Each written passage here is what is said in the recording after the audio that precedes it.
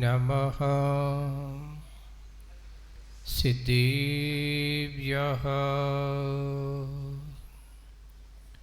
जय श्री ओम नमः सिद्धिभ्यः।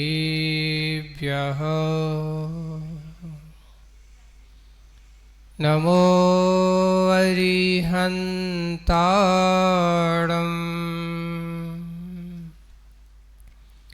नमो सिद्धाणं नमो आयर्याणं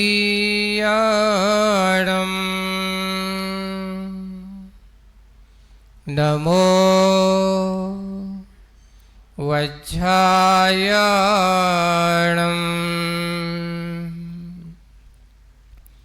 नमो लोये सव्यसाहूणम्।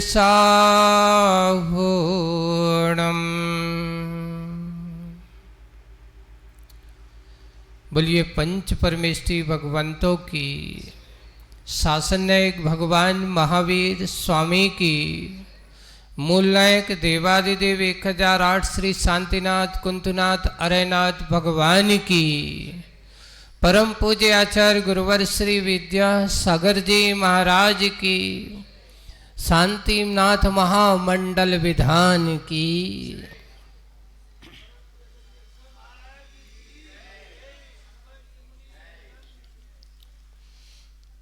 जिंदगी मानो कोई अंधा सफर है रात का, कौन कितना चल सका, प्रश्न है इस बात का।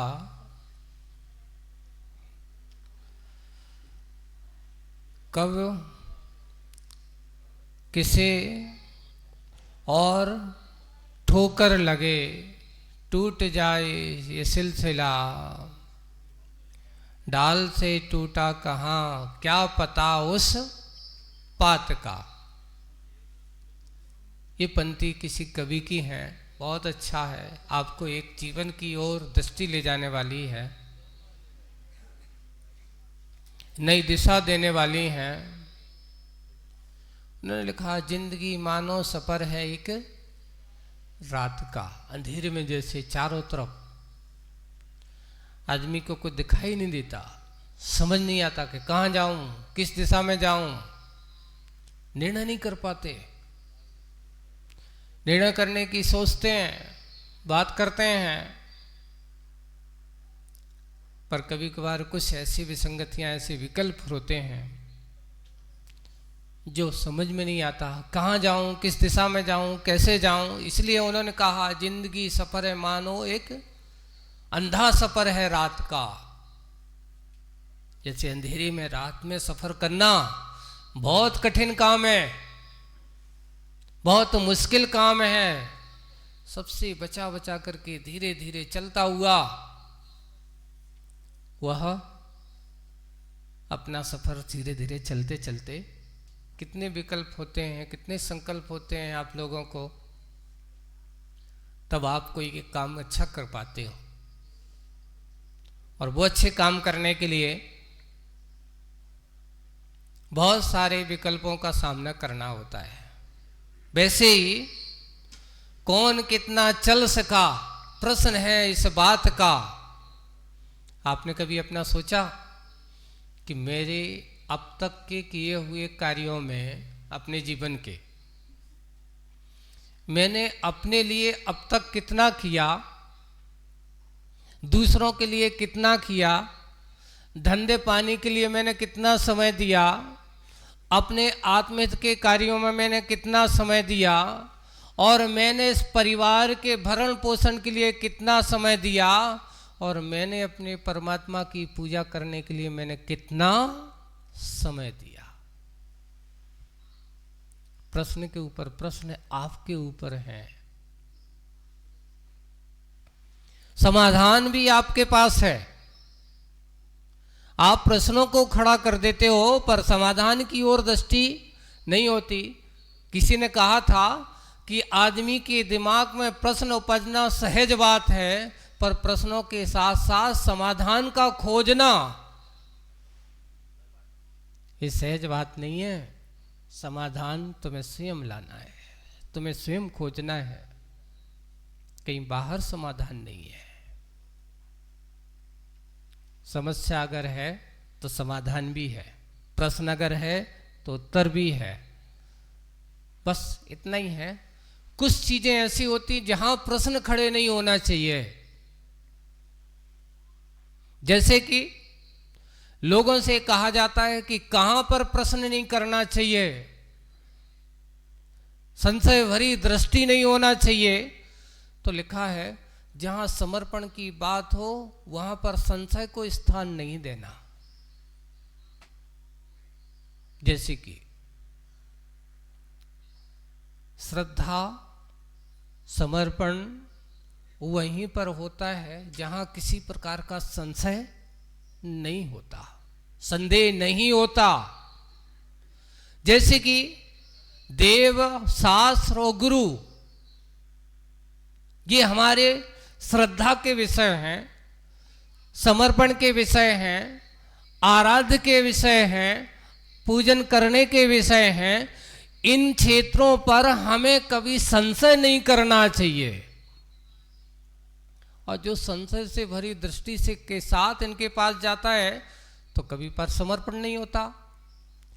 बस सीधी सीधी बात है, जहां संशय है वहां समर्पण नहीं, और जहां समर्पण है वहां कभी संशय नहीं। इसलिए भगवान की पूजन में कभी संशय मत रखना, संदेह मत रखना। जो संदेह रखते हैं वो भगवान की कभी पूजन नहीं कर पाते, वे भगवान की कभी आराधना नहीं कर पाते। हे भगवान, मैं आपकी पूजन कर रहा हूँ, आप भगवान हो कि नहीं हो, ऐसा सोचना। हे भगवान, मैं आपके पास आया हूँ तो आपके अंदर जो मैं भगवत्ता देख रहा हूँ वो भगवत्ता मुझे प्राप्त भी हो सकती है अगर मैं चाहूँ तो, है ना, ये आपके ऊपर है। लेकिन होगी कि नहीं होगी हमें तो विश्वास नहीं है। अगर ऐसा हमारे मन में संशय चल रहा है तो उसके सबसे पहले तो सम्यक दृष्टि नहीं बन पाता। सम्यक दृष्टि वो होता है जो एक बार समर्पण कर दिया, अपने आप को समर्पित कर दिया, वो सोचता नहीं कि क्या होगा। बस यही होता है। जहां ऐसा सच्चा समर्पण हो जाए फिर किसी प्रकार के कोई प्रश्न नहीं होते। बस इतना है, आज हमें सोचना है कि मैंने अपनी जिंदगी में अच्छाई की ओर कितने कदम बढ़ाए हैं। मुझे ये सोचना है कि मैंने अपने आत्महित के क्षेत्र में अपने कितने कदम बढ़ाए हैं, और मैंने अब तक अपने आत्म कल्याण के क्षेत्र में मेरे अपने कितने कदम आगे बढ़े हैं। हमने पर के लिए तो बहुत सारा कार्य किया, पर अपने लिए क्या करना है। अभी एक बहुत अच्छी विषय चला था, विषय जैसे महाराज ने कहा कि सोना रावण की विषय आया था, है ना। रावण के पास भी सोना था, उसने क्या बनाई, सोने की लंका बनाई। रावण के पास भी सोना था पर उसने सोने की लंका बनाई। लेकिन भरत चक्रवर्ती के पास भी सोना था। भरत चक्रवर्ती के पास भी सोना था पर उसने सोने का क्या किया। ओहो, आदिनाथ भगवान की इस निर्वाण स्थली पर 72 स्वर्णमयी जिनालय बनाए। एक नहीं, कितने, 72 स्वर्णमयी जिनालय बनाए। दोनों के पास सोना था, दोनों ने अपने सोने का उपयोग किया, पर किसका क्या हुआ। आज भी वे 72 जिनालय तुम्हारी दृष्टिगत नहीं है, पर यहां समझ सोचना कि नहीं है, आज भी हैं। और रावण के लंका का क्या हुआ, कहते हैं वही सोने की लंका जल करके राख हो गई। क्यों? क्योंकि जो कार्य विषय भोगों के कार्यों में लगता है, जो सोना, वो आदमी को सोना नहीं देता। और जो सोना अगर ऐसे पुण्य के कार्यों में लग जाए तो आदमी की कभी नींद खराब नहीं होती, सुकून की निद्रा उसके पास होती है। चक्रवर्ती, और वो भी एक नारायण है, पति नारायण, रावण पति नारायण था, पर उसने भी अपनी शक्ति, सामर्थ्य और वैभव के कारण से सोने को पाया। सोनों के पाकर के उसने अपने सोने का विषय भोगों में पोषण करने के कार्यों में लगाया, और उसका परिणाम ये हुआ कि उसने अपने सोने को पाप के कार्य में लगाया, और पाप का कार्य सो उसका पतन का कारण बन गया, और उसका कभी उस सोना कोई काम का नहीं रहा। लेकिन चक्रवर्ती का वह सोना आज भी अमर है। ऐसे वो जिनालय बना करके गए, जिन्होंने ऐसे जिनालयों का जीर्णोद्धार कराया, बनाया, नवनिर्माण कराया, रत्नमयी जिसमें ऐसी दिव्य प्रतिमाओं को विराजमान कराया। ऐसे बिरले लोग ही थे। इसलिए कहते सम्यक दृष्टि का कार्य जो होता है वो हमेशा अपनी धन संपत्ति को सदुपयोग करने का हुआ करता है।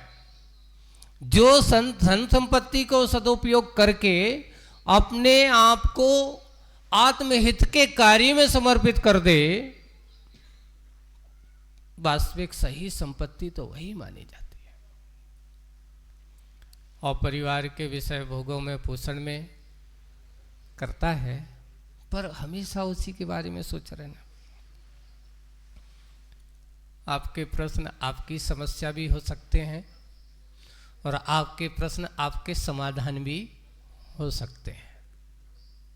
बस सोचने का नजरिया चाहिए, मानसिकताएं हमारी होना चाहिए कि मन में अगर हम विचार कर लें तो कई ऐसे श्रावक भी हैं जिन्होंने अपने जीवन काल में पैसा बहुत कमाया, पर पैसे को परमात्मा के चरणों में समर्पित करके जिन्होंने अपने पैसे को पुण्य में परिवर्तित कर दिया, बिरले लोग होते हैं। बहुत कम लोग होते हैं जो ऐसा काम करते हैं। एक और है, आज लोगों की एक मानसिकता ये है कि भैया मुझे पैसा जोड़ रहा, भैया किसके लिए जोड़ रहा? भैया परिवार है, उनके लिए जोड़ का है, बेटा है, उनको काम धंधा तो कराना है, उनके लिए पूरी जिम्मेदारी है, उनको ऐसा कार्य करना है। यानी आप अपने कर्म पर भरोसा तो नहीं करते हो, आप अपने कर्म को कर्तृत्व की दृष्टि में डालने की कोशिश करते हो। अगर बेटे का पुण्य कर्म का उदय नहीं है तो आपका किया हुआ कार्य कोई काम आने वाला नहीं है। आपका कार्य आपके पुण्य से ही होगा। अगर आपका है तो हो सकता है, और सामने वाले का अगर नहीं है तो तुम कितनी जोड़ के रख दाओ, कितना संग्रह करके चले जाओ, वो कोई काम का नहीं है उसके लिए।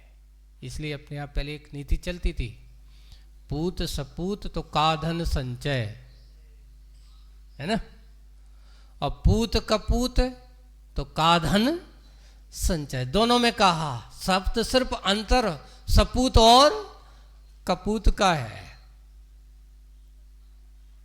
अगर वह सपूत है तो संपत्ति जोड़ने की जरूरत नहीं है, और अगर कपूत है तो कितना भी जोड़ के रख जाओ वो तुम्हारी संपत्ति को बर्बाद ही करेगा। इसलिए आप सब लोग भी इस विचार को बहुत अच्छे से चिंतन मनन का विषय बनाना। भगवान की आराधना का ये महामहोत्सव आप लोगों को चल रहा है ना। सोने के बाद वाले आप भी हो, नहीं है तो कई लोगों के पास सोना तो कम है पर सोने खरीदने की संपत्ति तो खूब है ना। ऐसा नहीं कि नहीं है, कितना ले सकते हो उतना ही आवश्यक है जितना है। कुछ लोगों की आदत है कि महाराज सोना जोड़ करके रख लो, कम से कम वो साथ आएगा, और फिर बाद में साथ आएगा क्या, सुरक्षित रहेगा, कहीं भी रख सकते हैं। पर कभी कभार क्या हुआ कि ऐसा सोना जोड़ करके तो रख गए, बाद में जोड़ जोड़ करके वहाँ रखा और पता नहीं कल का भरोसा नहीं रहा, जीवन पूरा हो गया, वो सोना था वहीं रखा रहा। धीरे धीरे जा कर के वो सोने की दशा ये हुई कि जिनके हाथ लगा वो ही लड़ रहा है, जिनके पास गया वो ही लड़ रहा है। यानी तुम लड़ाई की झड़ को रख के छोड़ के जाओगे तो हमेशा विवाद होगा। और लड़ाई की जड़ को परिग्रह इसलिए कहा, विवाद का कारण, पैसा धन संपत्ति विवाद का कारण इसलिए कहा, इसलिए क्योंकि ये जिसके हाथ में जाती है उसका मन बदलते चला जाता है, मन में विकार उत्पन्न होते जाते हैं। और परमात्मा के चरणों में यहाँ आते हो और यहाँ आकर के आप अगर शांतिनाथ भगवान की आराधना करते हो, भक्ति करते हो, तो आपका मन अच्छा हो जाता है। रावण के बारे में कहा जाता है, अपने पद्म पुराण में लिखा है, वो शांतिनाथ भगवान का अनन्य भक्त था, शांतिनाथ भगवान की पूजन करने वाला था, शांतिनाथ भगवान की आराधना करने वाला था। और बहुरूपणी विद्या सिद्ध करना है तो उस पर लिखा है पद्म पुराण में कि वह शांतिनाथ भगवान के सामने बैठा है, लेकिन उस विद्या की दृष्टि क्या है, उस विद्या को पाने का ध्येय क्या है, उसका ध्येय उस विद्या को पाने का आत्मित नहीं था। किसके लिए था? कि मुझे विद्या मिल जाए, इसलिए मिल जाए कि राम का विनाश हो, क्योंकि वो मारे जाएंगे, वो उनका विनाश हो जाएगा तो सीता मेरी हो जाएगी, या उनको हरा लूंगा। ये कोई शांतिनाथ भगवान की भक्ति करने का उद्देश्य उसका मात्र भोगों की प्राप्ति करना था, मात्र भोगों को अर्जन करना था। लेकिन अगर हम ऐसी भगवान की आराधना ऐसी प्रकार की भावना रख करके करते हैं, वो हमारी आराधना कर्मक्षय का कारण नहीं बनती है। कर्मक्षय का कारण तो हमें बनती है निष्काम, किसी प्रकार की कोई अपेक्षा नहीं। शांतिनाथ भगवान की आप तो आराधना करो, आराधना करने का फल ये है कि जो हम चाहते हैं वो अपने आप मिल जाता है, मांगने की जरूरत नहीं पड़ती। इसलिए जो कहावत बिन मांगे मोती मिले, वो मांगे मिले ना भीख, ये भगवान की भक्ति पर यथार्थ रूप से सच्चे समर्पण और श्रद्धा के साथ की गई भक्ति हो, उस भक्ति का फल बिल्कुल ऐसा ही होता है। अगर यहाँ मांगोगे तो हमारे भगवान कहते हैं हमारे पास तो कुछ है ही नहीं जो हम तुम्हें दें, तुम्हारे लायक देने लायक चीजें मेरे पास नहीं है, क्योंकि तुम क्या चाहते हो, संसार के विषय भोग, सोना चांदी पैसा।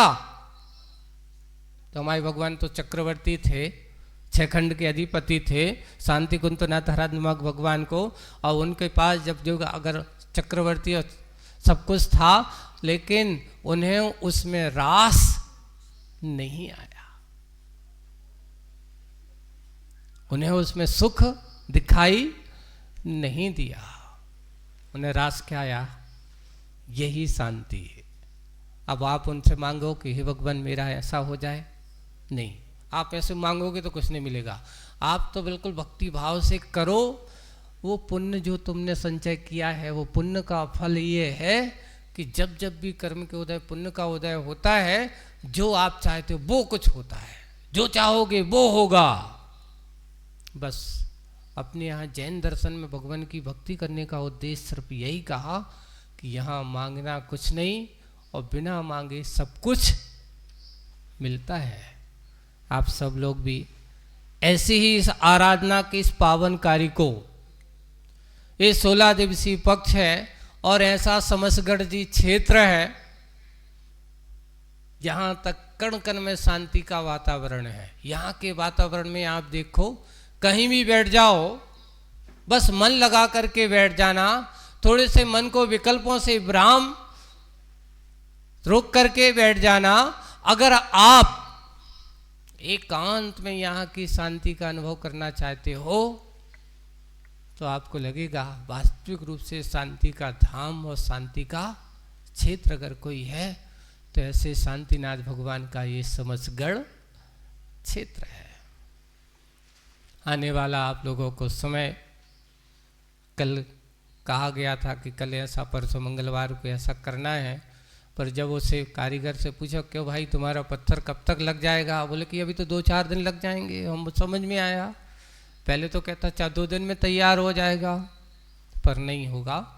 तो ऐसे मंदिर का कार्य भी पूर्ण हो रहा है, पूर्ण अभी तो शिखर हो रहा है, अभी मंडप बाकी है, मंदिर का निर्माण होना है। कल उसकी संयोजना यहाँ पर लोगों ने बनाई है और बना करके उसका एग्रीमेंट आदि भी हो गया है।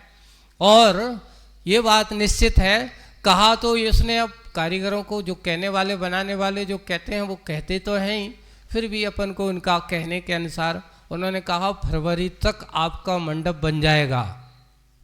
सोचो, फरवरी तक आपका मंडप बन जाएगा। तो मैं तो ये कहूँगा कि वो फरवरी कह रहे हैं तो फिर मार्च तो संभव हो ही जाएगी है। और फिर मार्च के बाद गुरुजी का, अगर आप लोगों का पुण्य अच्छा रहा और पुण्य का प्रभाव आपने बढ़ाया और आपके पुरुषार्थ में आए, हो सकता है गुरुजी स्वयं शांतिनाथ भगवान के चरणों में आकर के यहाँ का पंचकल्याणक कराते। आचार्य भगवान की कृपा से ये क्षेत्र आप लोगों के सामने हो रहा है। और आगे अभी शांतिनाथ भगवान का भी मंदिर अभी जो है, उस मंदिर को और अच्छे से बनाना